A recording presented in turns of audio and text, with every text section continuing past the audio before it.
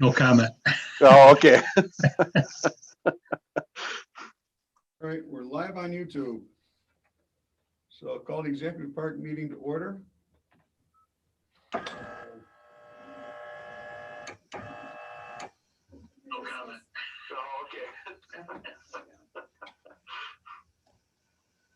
Okay. Craig Leggett. Here. Michael Biddle is not here. Brian Campbell. Here.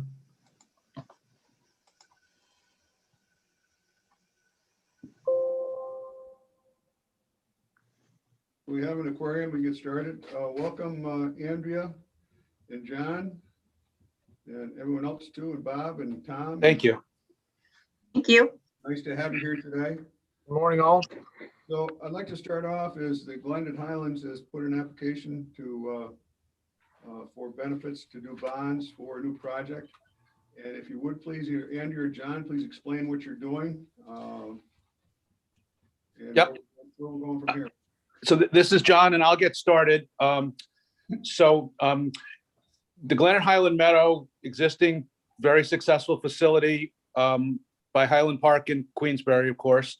They have a need for memory care units and additional independent living units. The project is fully approved by the town, and they've received their outside agency permits, specifically wetland permits. Seeker is done, and they have a loan commitment for M&T for a $25.2 million tax exempt bond. So everything is pretty well set up at this point, and we're ready to move forward with the financing. And we appreciate that you got us on your agenda so quickly after submitting the application. Well, we appreciate that.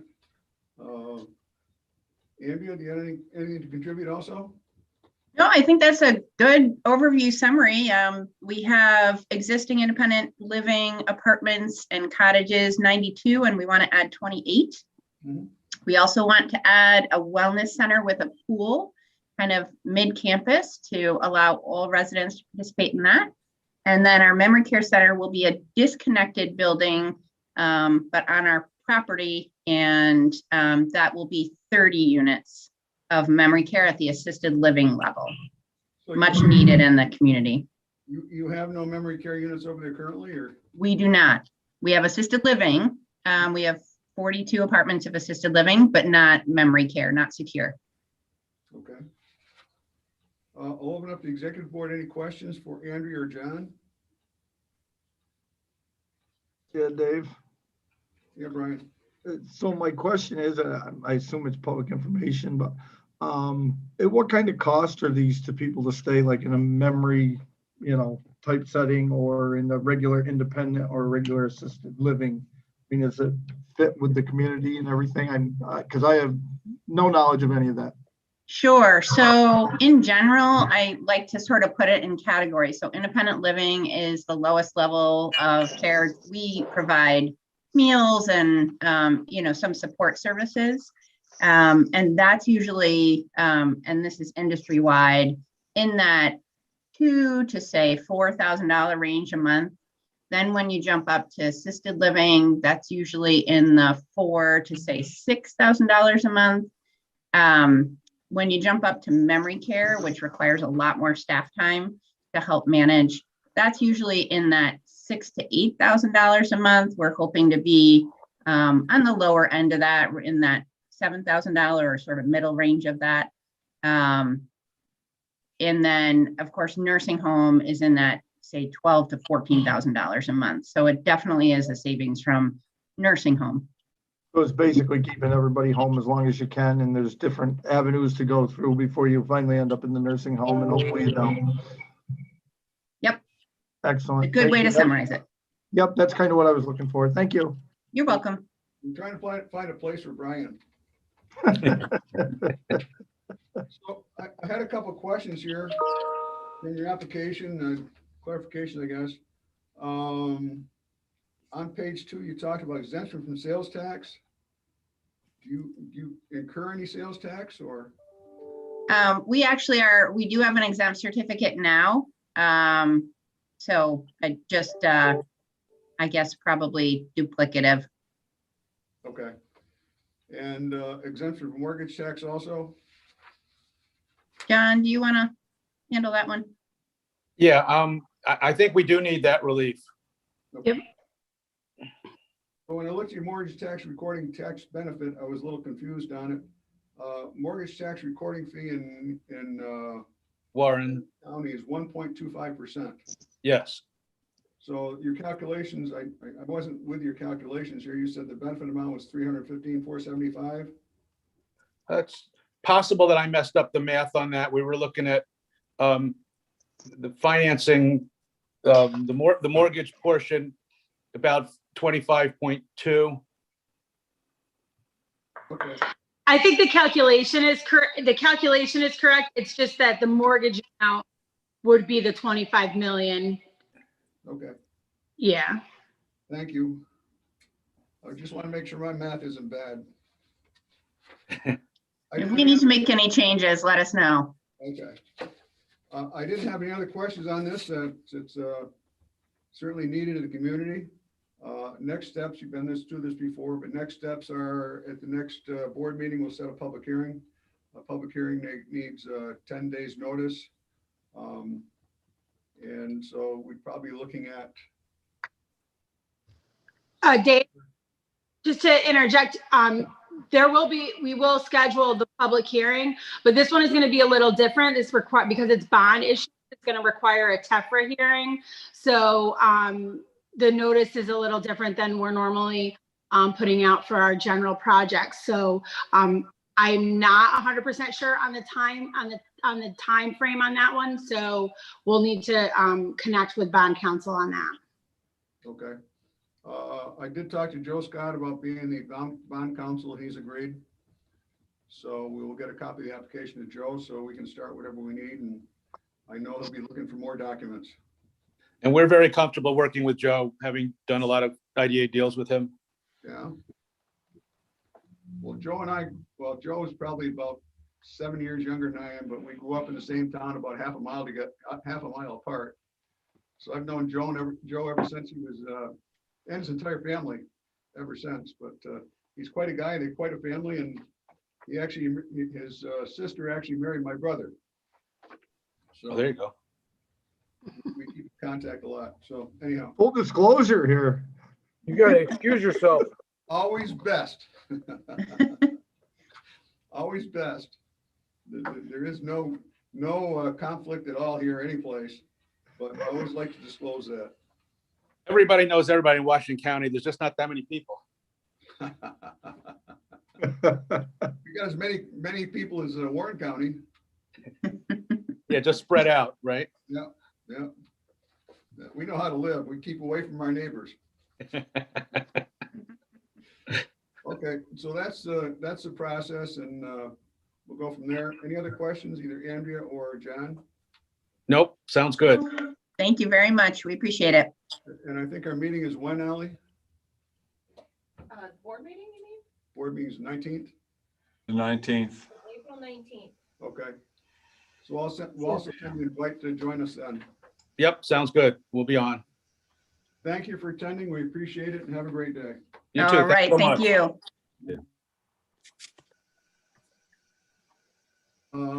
Potential project updates. We're still working with Nolan Gas. They're going to the planning board. Also, we're still working with a couple other prospects for down there. Other than that, haven't heard anything else. I don't see Jack, so that's where we stand. We are in the process of getting the appraisals done for the properties as required by law before we can sell them. So we'll see. We did have a little change on the project in the back end. They're looking at different lots, so I need to sit down with them and figure out what lots they want so we can get a bid out for them. And the appraiser come up with a price. They're certainly not going to pay more than full appraisal value, so we'll go from there. Okay, delineation update. We've been working on this, and this morning I got a list of lots that are affected. So if Tom or Bob can explain it to the people, I would appreciate it, and we'll move on from there. Bob Holmes has been working on that with Stephen. So I'll let Bob update the board on that. Yeah, Dave, the email that you received this morning, I don't know if it's been forwarded on to the rest of the committee, but I have actually broken it down. There's actually two lists. The Army Corps of Engineers seems to always be falling back with regards to the 1998 permit of the, there's a 1998 map, which that I did forward that to you as well in a subsequent email. So I have a list based on the lot numbering from the 1998 map.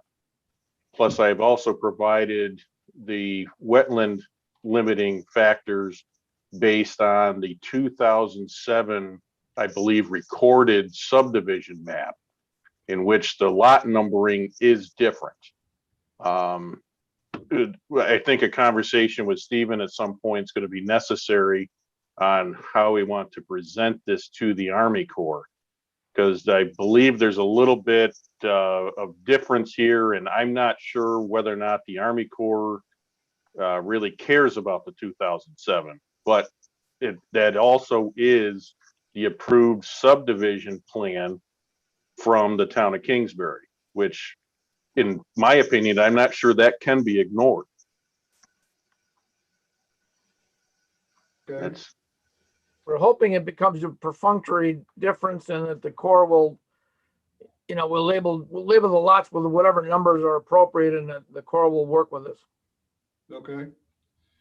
So what you suggesting we should get together with Steve and figure out how we're going to present this in terms of the lots? correct. And my next step is, once Stephen has had the opportunity to complete the delineation and we have that mapping, is I would update these, let's call them encumbered lots, or the lot listing based on the most recent delineation, which would have been, well, I guess 2020 and 2021.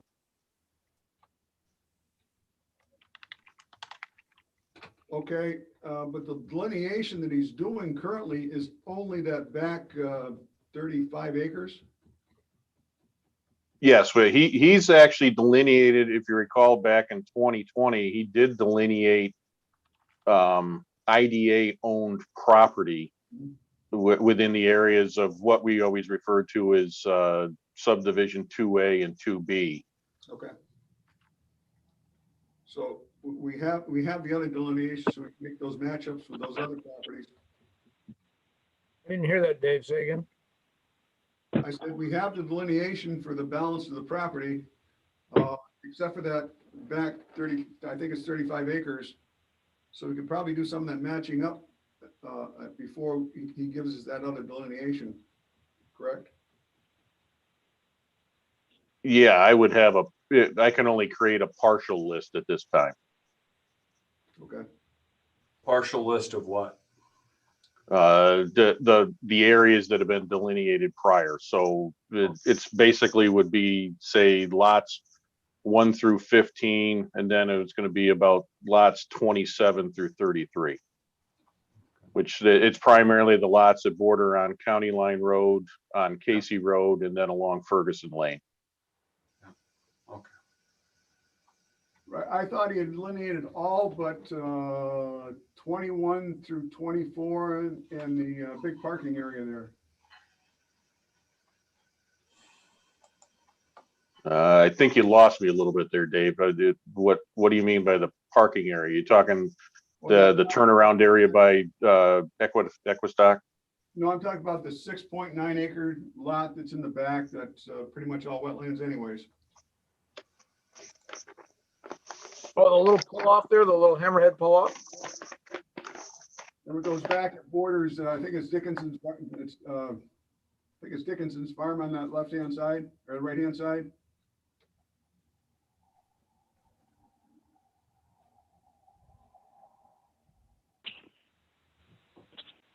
There's that piece of property that's marked IDA. Well, you're corrected. Not a lot has to be redelineated now, but Stephen's got to get out there and answer a couple of questions that Bob raised when he compared the 1998 delineation to what Stephen did last year, and then the areas they didn't do last year. Okay. All right. We'll see. So would a conversation early next week be in order with Steve? I think so, Bob. What do you think? Stephen didn't get out there last week due to family commitments and weather, but I think he's trying to get out there this week. Yeah, I think that's a fair statement, Dave, that, having the next step in this conversation. I know the concern that I have is what makes the most sense to divulge to the Army Corps of Engineers. But I'm not concerned about holding back information. I'm more concerned on the presentation of overwhelming information that could cause confusion.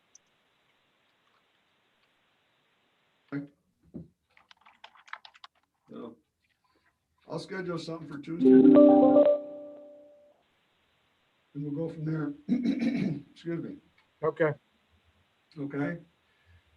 Anything else to fill in on?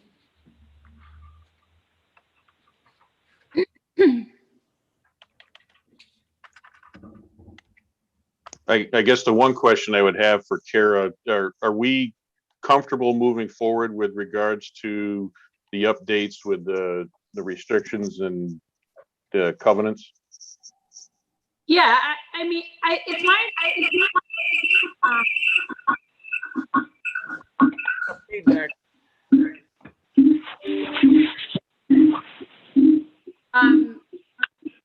understand that they have prepared and provided you the proposed restrictions. My language was us to. Not working. You can't hear. Can't understand you, Kara. There's a lot of feedback. You have 5 voices, but hey. I don't. It's it. Is it coming through the phone? I'm seeing that the phone is.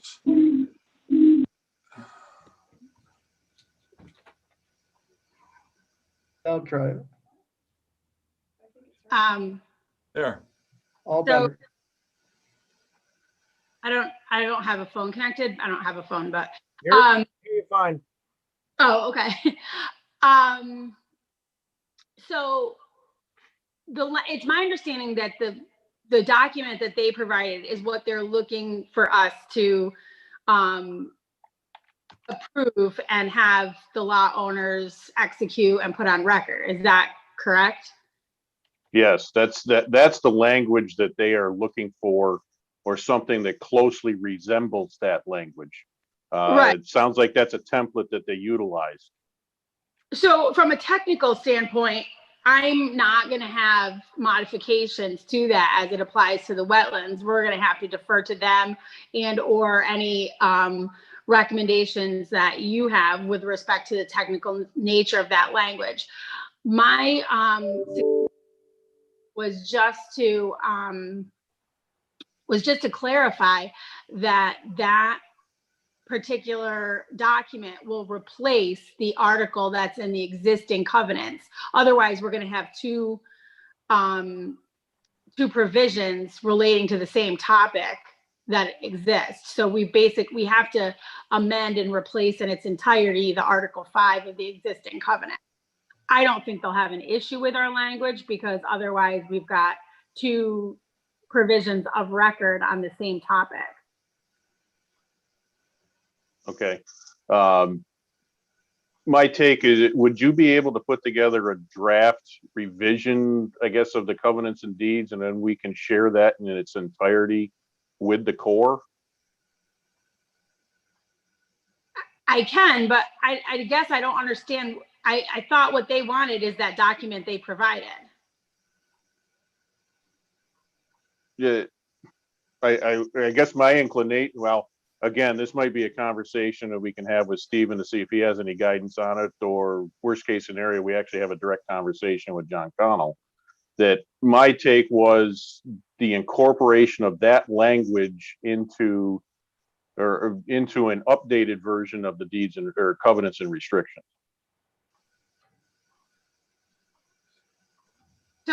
So essentially, I mean, our covenants and restrictions govern a lot of different topics other than just wetlands. That's just one article in our covenants.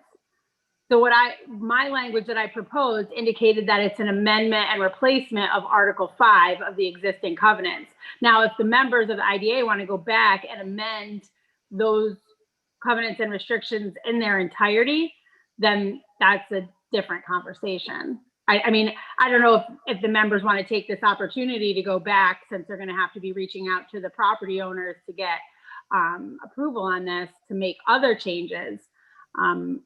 I don't see why from a,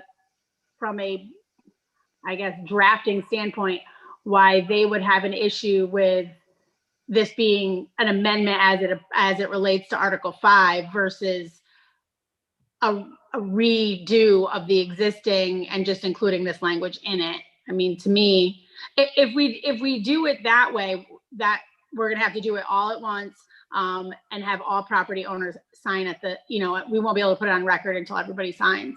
That's fine if that's the way they prefer it to be done. I don't think that's from a legal standpoint as I think John Connell just wants to see the final language. Am I right, Bob?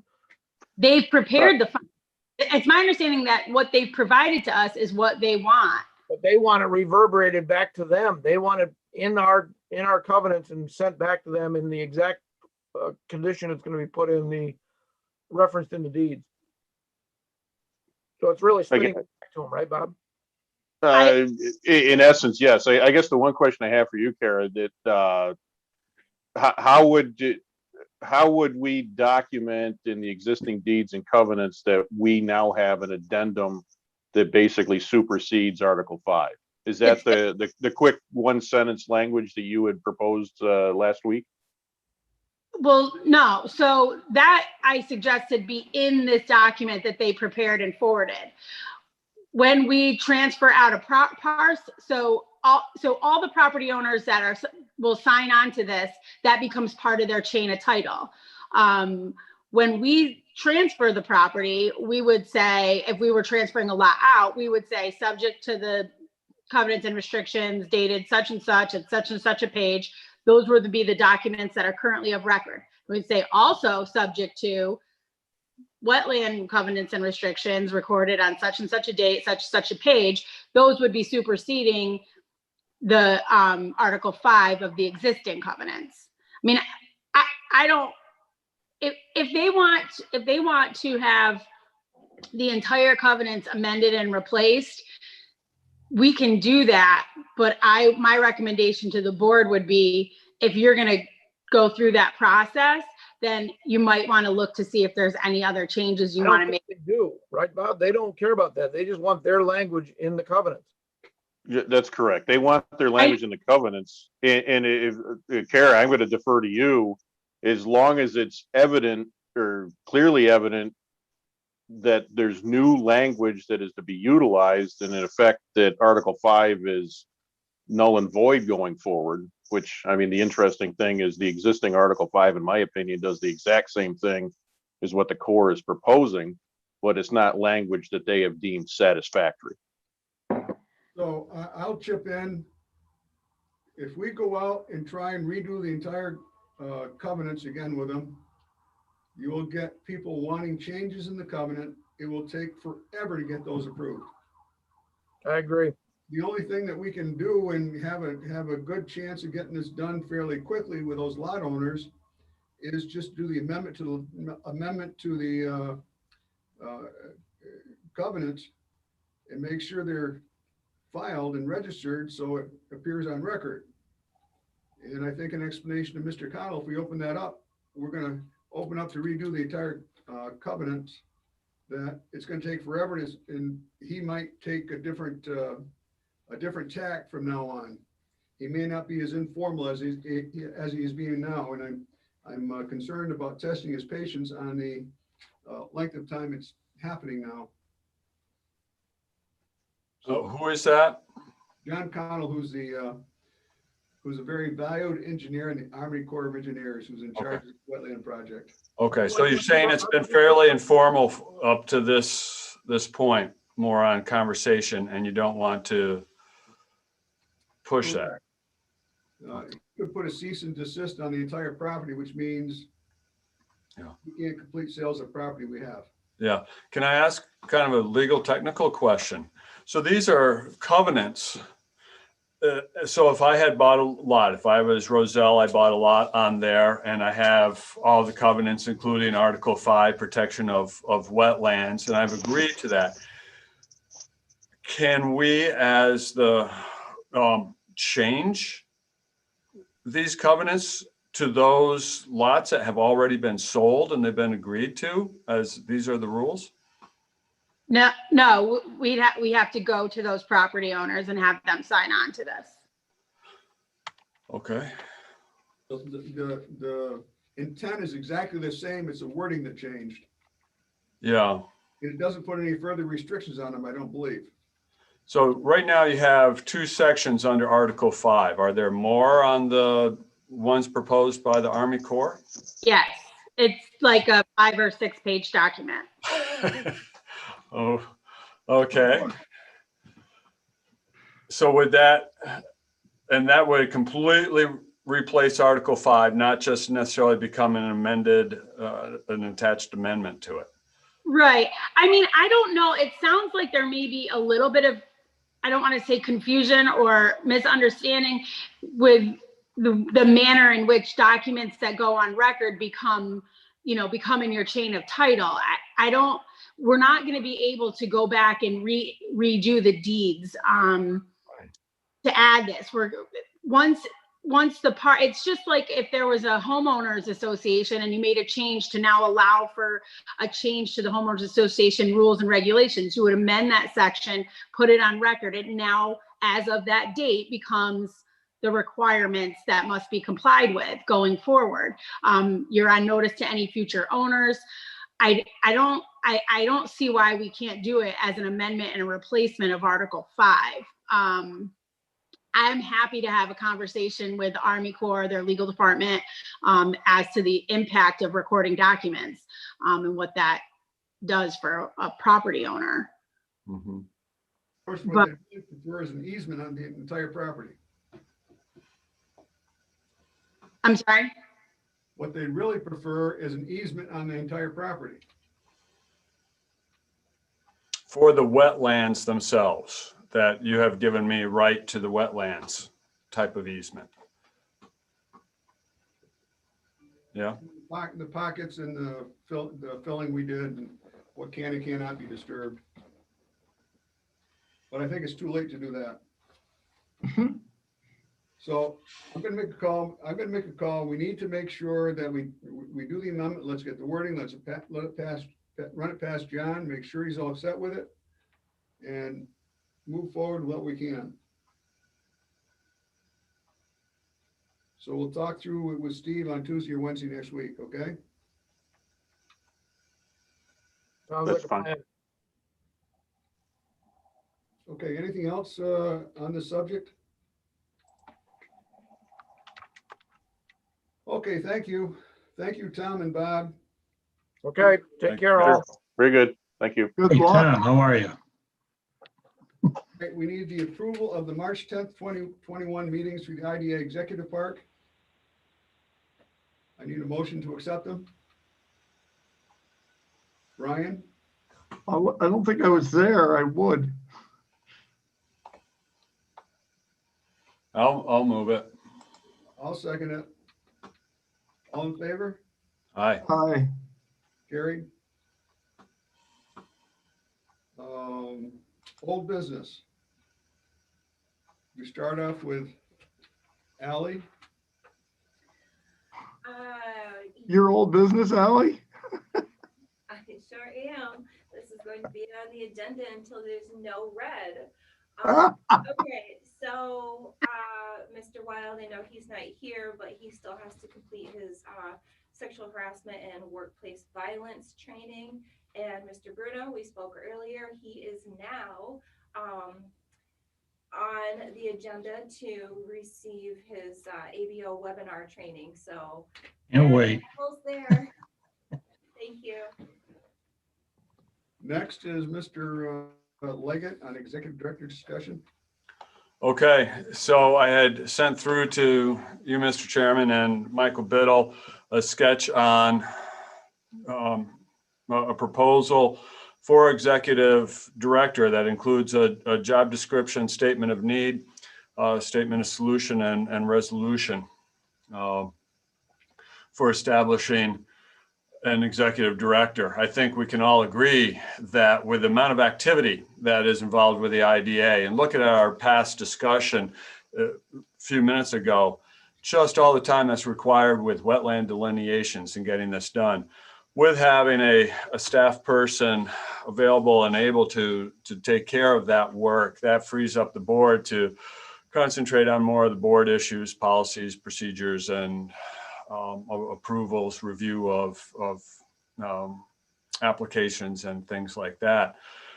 And with the amount of business, let's say I was just thinking of the application fee of the most recent that just came in. That is, if I did my math roughly correct, is about $125,000 application fee. And correct me if I'm way off on that one. But that being said, I think that the IDA is financially set up to be able to fund at least a part-time executive director for the next 3 years and see how that works out and take it on like that.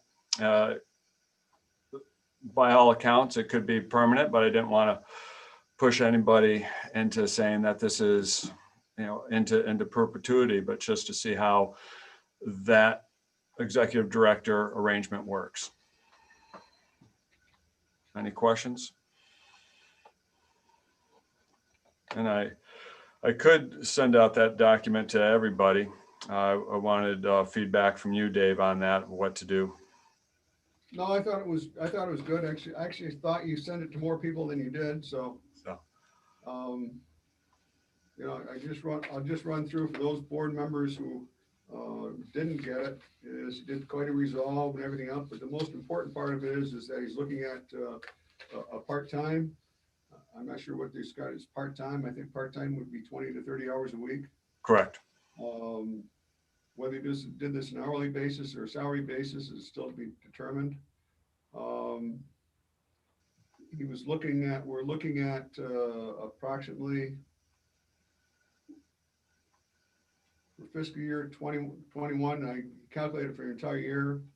We'd only have about half a year on that, but about $51,000, about half that for salary and benefits.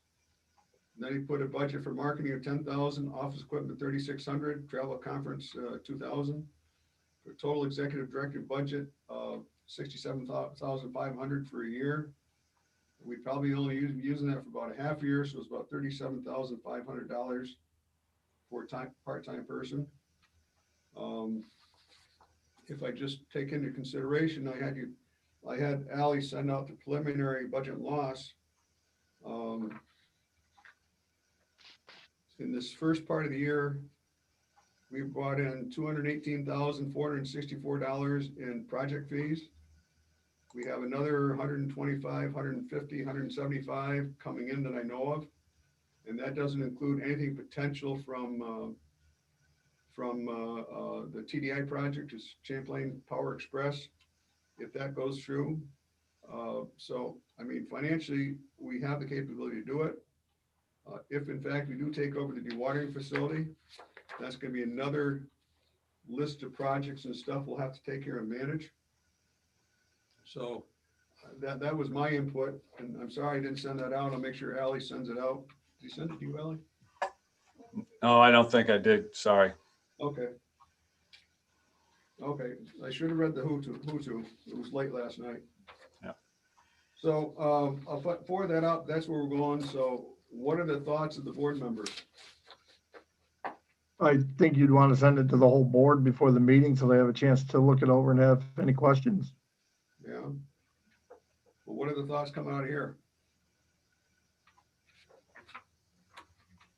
Well, I haven't seen it, only heard it, but it sounds pretty good to me. I mean, but boy, it's hard to know where the whole board's gonna feel on that. Yeah. Sounds doable to me. Okay. I agree. I think it's good. Okay, so we'll take this to the board. Yeah. Dave, if I may, Yes.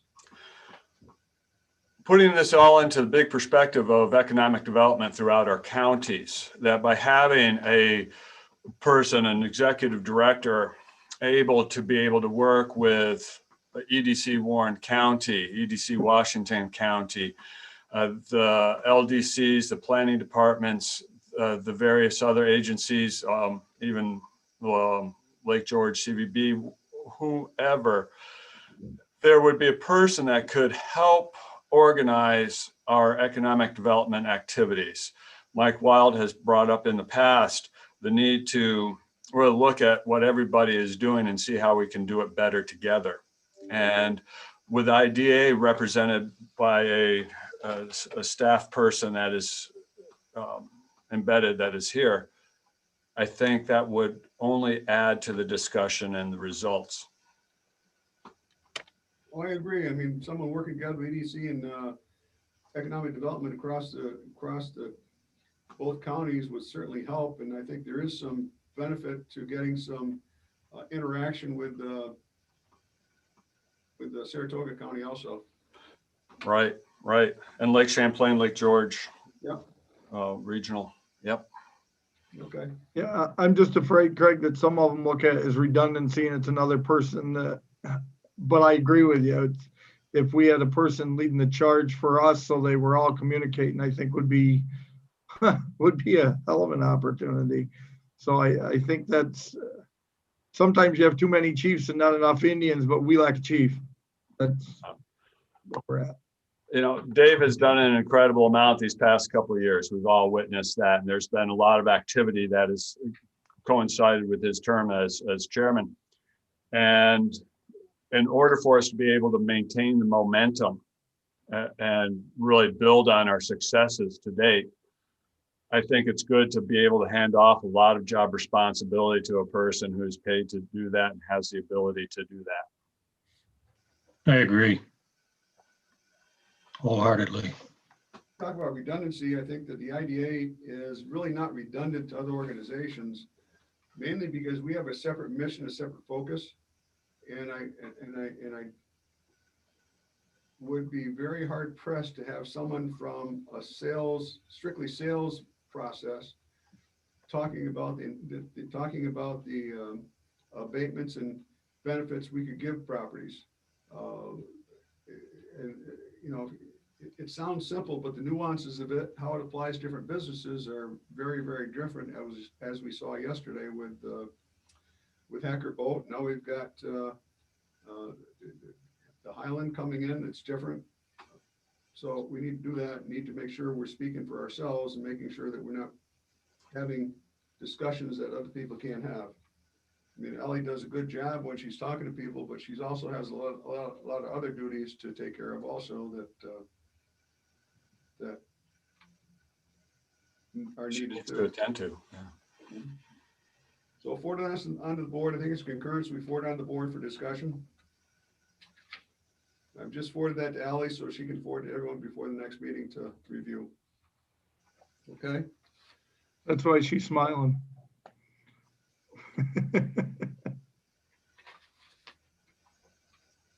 Okay. Next on the agenda is apartment policy. I sort of went through and I sort of did a highlight on what was there from some of the other policies. And have people had a chance to look at that? Yes. I read it last night, Dave. I thought it was pretty comprehensive, but not coming from that world, there could be things missing and I wouldn't know if they were or weren't. So that's kind of where I was. Yeah. I mean, the first two, we are already able to do those. But I thought they should be cited anyways. Am I correct, Kara? Yeah, that's accurate. I think where it gets a little hairier is when you get affordable unit senior housing. I think those are good, but I think that we look into the market rate housing projects. That's where there probably needs to be a lot more oversight. I mean, the purpose of this is to help economic development. There are places like Lake George, Chester, other places where they don't have enough available units to attract people. So even if they had a business come in, it'd be hard to get housing for those projects. So I think when we look at this, we have to look at them in terms of what is the benefit to the area in terms of not just putting up apartments, but enhancing economic development, because that's our purpose. Our purpose isn't to help out every housing project, but it is to help economic development. Economic development, if there's no housing in the area, they just can't come in. And I think Glens Falls has been finding that. Queensbury, there is some in Washington County, though not as much. I think as Craig mentioned, up in his part of the country, there is a real need for workforce housing. Am I correct, Craig? That is true. That is true. As with a lot of communities that have high value property mixed in with them, it tends to inflate the price of other year-round family residences. And so it puts a squeeze on workforce affordable housing. Mm-hmm.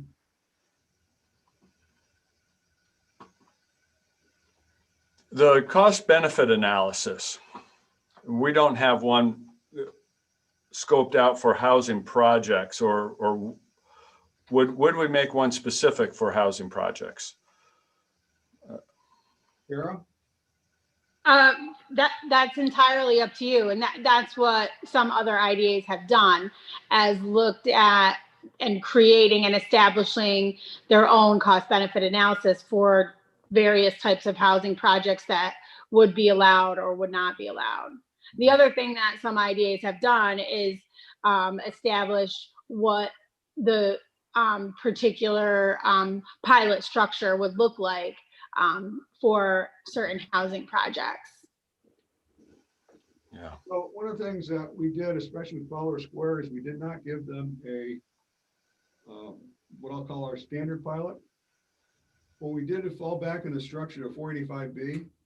And the 485B starts off at 50% for the first couple of years, then goes down to 45, 40, 35. That might be a structure that we would consider for this. My reasoning would be is that, with the exception of senior citizen housing, is that the rest of the housing provides some pressure on schools. If you structure it in a way that gives them some taxation or some assessed value on this, it might help them. As I've had this discussion, well, Craig had this discussion last night, and I have a discussion with TDI and a few other companies, is that just because they're getting tax incentives doesn't mean that they're going to get more money in a school district or a town or a county. It's still the assessed value is assessed value, the levy is a levy. It doesn't change the tax cap formula. But I agree, it helps spread the assessed value over more people. Matter of fact, I did reassessment in Hampton, and I was surprised at the impact on the tax rate. Actually doing the assessed value went up by like 22%. And actually applying to last year's levy, our tax rate would have dropped by 83 cents a thousand. So that was substantial change, because the levy doesn't change. The assessed value just went up substantially. And I think that really crystallized in my mind what it means for my residents to make sure they're at 100% value, and where the equalization rate, and they have the taxes lowered because we're keeping assessments at the right area. Just remember on that day, when in your town, that works fine. If every town in the county isn't doing that to once, you become a bigger portion of the county, and then your county tax rate goes up, and boy, that can be a killer. Been through that 10 years ago. Yeah. We went from 3% to 4%. Boy, that was a hell of a boost. Yeah, well, we hope that all the rest of the towns in the county get the 100% assessment, especially a city Yeah. like Houston, who's at like 2%. I would suggest, Dave, that if you brought like options, maybe a couple or three different options of how you would see that. I mean, if you're working on it yourself and you see, I want it to go this way, but when everyone else is looking on the outside in, we're like, well, what's the difference between option A, B, and C? Unless you think there is only one way to go. If there's only one way to do it that you think would make people happy, but if you think there's two or three different ways we could look at it and you could kind of structure them so you could say, well, this is what one would do, this is what two would do, and this is what three would do. And maybe it would bring a little more dialogue to it. Whereas if it's just thrown out there, everybody's like, yeah, that's good, or no, that's not good. And it kind of leaves us floundering. I guess that's kind of what I'm concerned about. Well, you know, that says just because we use sales tax abatement doesn't mean we have to give 100% sales tax abatement. Right. We could do something like such as if we give them full sales tax abatement, we could say because your housing unit, we want you to give a 25% rebate when construction is finished to the school district for a special project. Why don't we make them pay the state sales tax and we keep the county sales tax? I think that'd be a hard one to get across with the state. I would like that one. Yeah. I know they need help paying the unemployment for undocumented workers and but we'll see. Okay, well, any other comments on it? If you have any comments, please send it to me. Thank you very much. Like I said, I did send out, have Ally send out the preliminary March financials. Any questions on those? So, let's see, when did those go out? They went out with the agenda and the Zoom information, the whole, part of the whole meeting. Okay. All your work got passed over, Ally. We're sorry. Thank you. March financials, yeah. March All financials. right.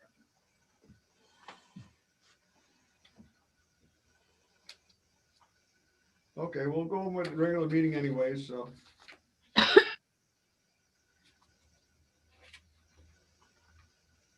Thank you. Anything else come before the executive committee? Did I forget something, Ally? Do I have something? Did I forget something? No, you went through everything that was on the agenda. Okay. All right, I'll adjourn the executive park meeting. And I'd like to open the CDC Executive Governance Committee meeting. With a motion to approve the March 10th meetings. Greg makes the motion, I second it. All in favor? Aye. Aye. Old business? Ally? Ditto, right? Yes, as far as the training goes, what applies to the IDA also applies to the CDC. Okay. Kara? On the Highland Park, that will be a CDC project? Yes. Okay. So I have a question on that. Their fee, like the outline, is $125,000. Mm-hmm. I mean, a cash boost in the CDC is good, but, you know, they have really no expenses except for the annual audit at this point. I wanted to have a discussion is there a way the ABO would approve of to transfer that money back to the IDA? Yeah, there's a method process we can follow that allows for the transfer of funds. We have to properly document that with an agreement in place between the CDC and the IDA for the use of the funds, but there is a mechanism to do that. Okay. Good. Yeah, we probably should do that sooner or later so it happens almost instantaneously at the time Yeah. because there's no point in leaving it there. Yeah, we can have the documentation ready for the timing of the closing. Okay, Excellent. thank you very much. Anything else for the CDC? Then thank you all for attendance, and I'll adjourn this meeting and we can go on with our day. Hey, Thank thank you. you. Good to see everyone. See Thank you. y'all.